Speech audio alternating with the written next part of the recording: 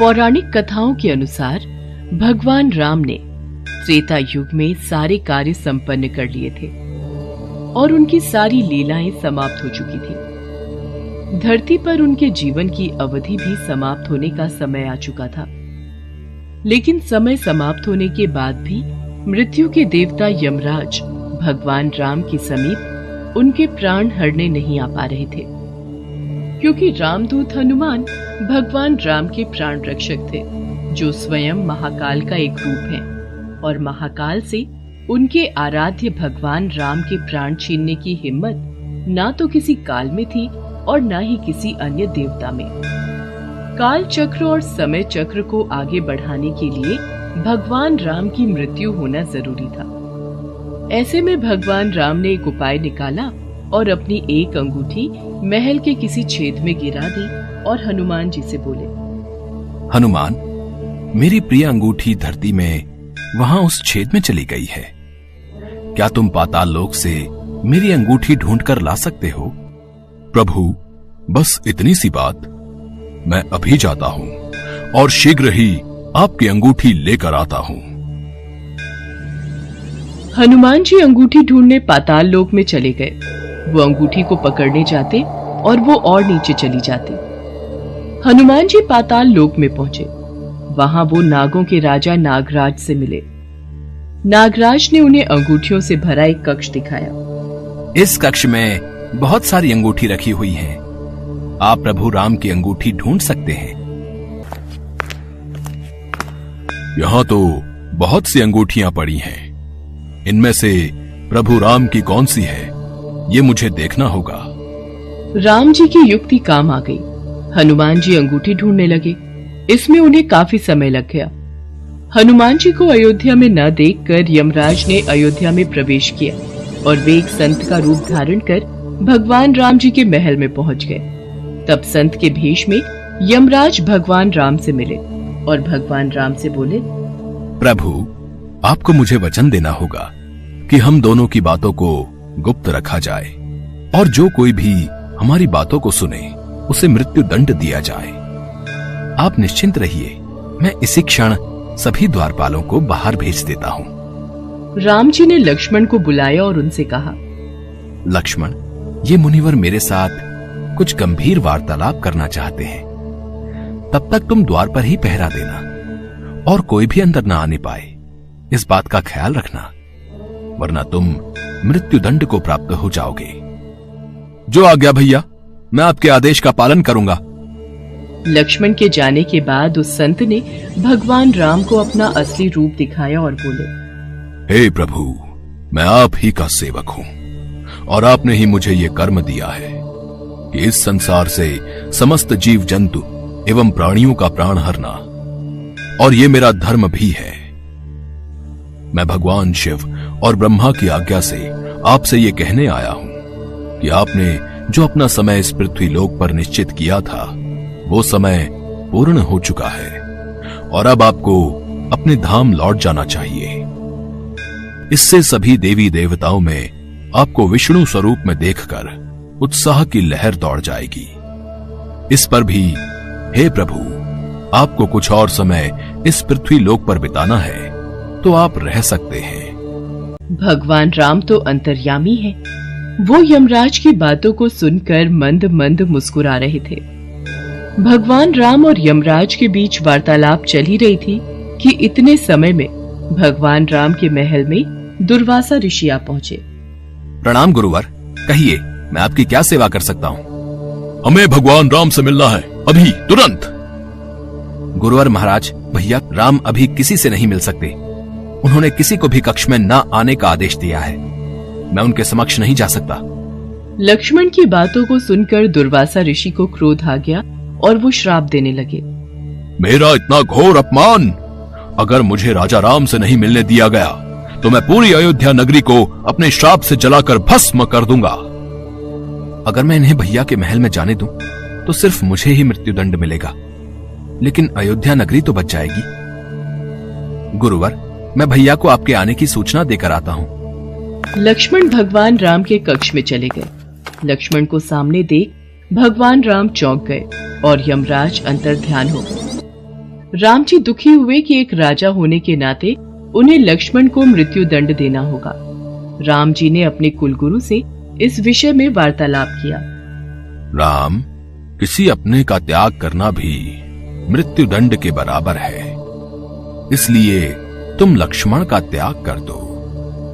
लक्ष्मण ने गुरुदेव और राम जी के बीच हुआ वार्तालाप सुन लिया और वे श्री राम से बोले, भैया, आप मेरा त्याग मत करना, मैं ये सहन नहीं कर पाऊंगा।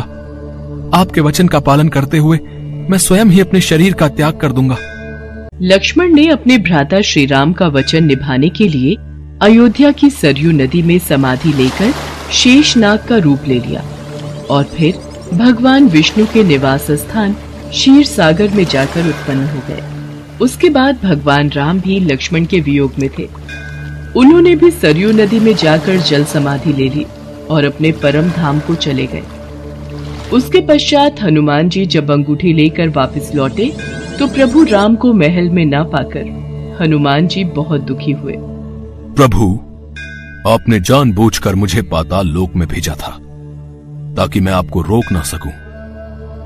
प्रभु, आपकी आज्ञा पाकर मैं धरती पर ही रहूंगा और जहां कहीं भी आपके नाम का भजन और कीर्तन होगा वहां मेरी कृपा हमेशा बनी रहेगी। हनुमान जी को भगवान राम जी से अमरता का वरदान प्राप्त है, इसीलिए कहते हैं कि आज भी जहां कहीं पर भी भगवान राम के नाम का भजन कीर्तन होता है वहां हनुमान जी अवश्य आते हैं और भक्तों को अपना आशीर्वाद देते हैं।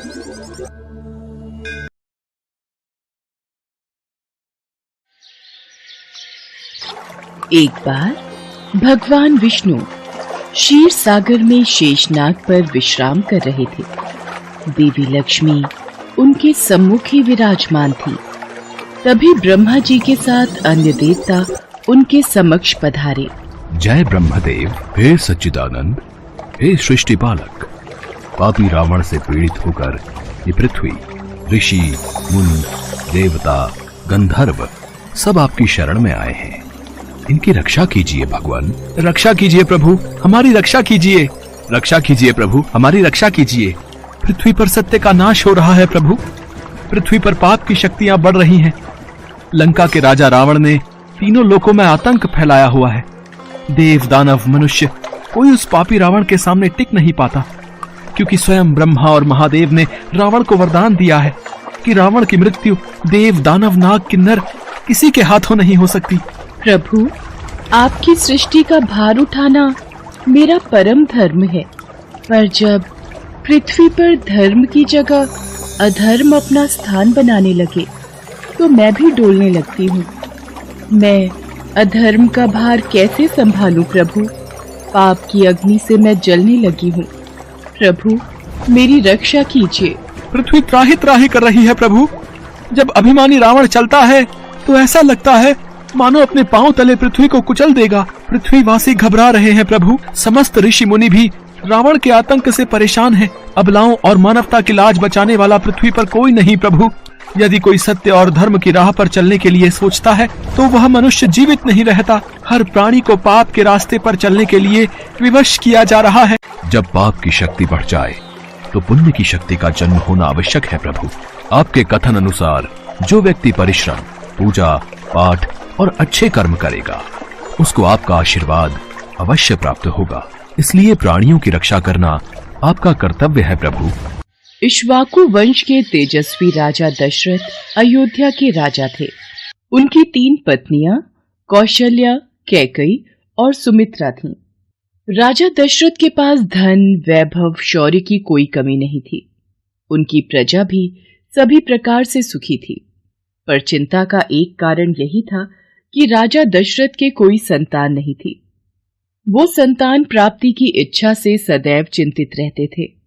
एक बार महाराज दशरथ, आज सूर्य देवता उत्तरायण में प्रवेश कर रहे हैं। इस शुभ मुहूर्त में अपने कुल देवता से जो भी मांगोगे वो इच्छा पूर्ण होगी। गुरुदेव, आपकी कृपा से हमारे पास धन, वैभव, शौर्य की कोई कमी नहीं है।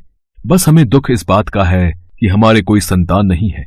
मुझे तो भय है कि कहीं सूर्य वंश का सूर्य दशरथ के साथ ही समाप्त न हो जाए। आप निराश मत होइए राजन। भगवान सूर्य आपकी मनोकामना अवश्य पूरी करेंगे, परंतु उसके लिए पुत्र कामेष्ठी यज्ञ करना होगा। तो फिर गुरुदेव उसमें देरी क्यों? आप यज्ञ का आयोजन कीजिए।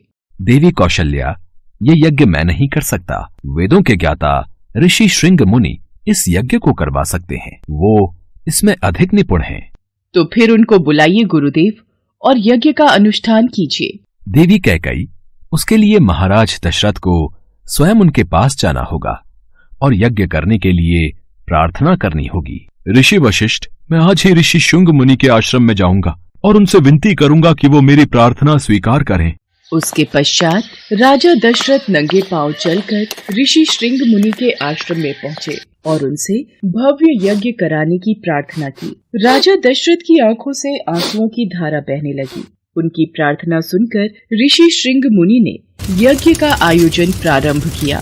यज्ञ शुरू करने के साथ ही राजा दशरथ ने अपनी चतुरंगिनी सेना के साथ श्याम कर्ण नाम का घोड़ा छोड़ दिया। इसके बाद उनका यज्ञ शुरू हुआ। इस यज्ञ में ऋषि श्रृंग मुनि के साथ साथ सभी ऋषि मुनि, तपस्वी, विद्वान, मित्र, राजा महाराजा और उनके गुरु वशिष्ठ भी शामिल हुए। इन सभी लोगों की उपस्थिति में यज्ञ का आरंभ हुआ। मंत्रोच्चार से चारों दिशाएं गूंज उठी और यज्ञ की आहुति से सभी दिशाएं महक उठी और हवन कुंड की अग्नि में से अग्निदेव प्रकट हुए। उनके हाथ में खीर का पात्र था। राजन, ये खीर का पात्र लो और इस खीर को अपनी तीनों रानियों में बांट दो। जिस इच्छा से तुमने इस यज्ञ का आयोजन किया है, तुम्हारी वो इच्छा पूर्ण होगी। धन्यवाद अग्निदेव, आपने मेरी सारी चिंताएं दूर कर दी। आपकी जय हो अग्निदेव। यज्ञ के समाप्त होने के बाद महाराज दशरथ ने अपने सभी अतिथियों, ऋषि मुनियों, ब्राह्मणों आदि को दान देकर सकुशल विदा किया। कौशल्या, ये खीर का पहला भाग मैं तुम्हें देता हूँ, इसे ग्रहण करो। कैकेयी, ये खीर का दूसरा भाग हम तुम्हें देते हैं। ये लो सुमित्रा, खीर का तीसरा भाग तुम खाओ। सुमित्रा, तुम सबसे छोटी हो, इसलिए पहले मेरी इस खीर का थोड़ा हिस्सा तुम खाओ। आपने सही कहा दीदी, फिर तो मेरी खीर का भी कुछ भाग मैं सुमित्रा को देती हूँ। कौशल्या और कैकेयी अपनी खीर में से एक एक निवाला सुमित्रा को खिला देती हैं। इस प्रकार सुमित्रा खीर का एक भाग नहीं, 2 भाग ग्रहण करती है। यज्ञ के प्रभाव से राजा दशरथ की तीनों पत्नियां गर्भवती हो गईं और चैत्र मास के शुक्ल पक्ष की 9वीं तिथि को पुनर्वसु नक्षत्र में राजा दशरथ की सबसे बड़ी रानी कौशल्या ने शिशु को जन्म दिया। वह शिशु बेहद ही आकर्षक और तेजस्वी था और वह और कोई नहीं बल्कि भगवान विष्णु का ही स्वरूप था। इसके बाद रानी कैकेयी ने एक पुत्र और रानी सुमित्रा ने 2 तेजस्वी पुत्रों को जन्म दिया। 4 पुत्रों को पाने के बाद महाराज दशरथ बहुत ही प्रसन्न हो गए और उन्होंने पूरे राज्य में उत्सव मनाया। कुछ समय बाद चारों पुत्रों का नामकरण किया गया। महर्षि वशिष्ठ ने दशरथ जी के बड़े पुत्र का नाम राम, दूसरे का भरत, तीसरे का लक्ष्मण और सबसे छोटे पुत्र का नाम शत्रुघ्न रखा। चारों बालकों की किलकारियों से पूरा महल गूंज उठा। सभी देवी देवता भगवान राम के जन्म दिवस पर आकाश से फूल बरसाने लगे। पूरा संसार भगवान राम का जन्मोत्सव मना रहा था और तभी से चैत्र मास की 9वीं तिथि दिवस को रामनवमी पर्व के रूप में मनाया जाने लगा।